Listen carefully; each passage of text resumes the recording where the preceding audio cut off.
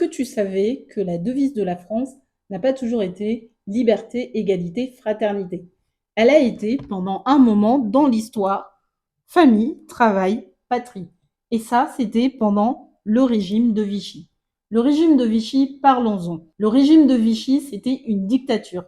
Pétain avait les pleins pouvoirs, la presse était censurée, les partis politiques étaient supprimés et on enfermait les opposants dans des camps d'internement.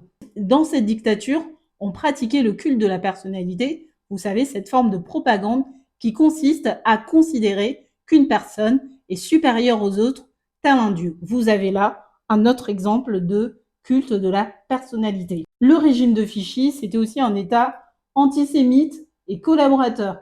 Antisémite parce qu'il crée en 1940 le statut des Juifs qui discrimine les Juifs et les prive d'un certain nombre de droits et d'accès à plein de métiers. La collaboration entre le régime de Vichy et l'Allemagne nazie est policière.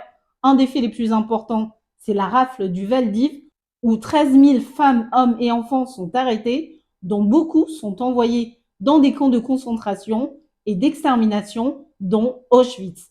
Mais la collaboration, elle est aussi économique.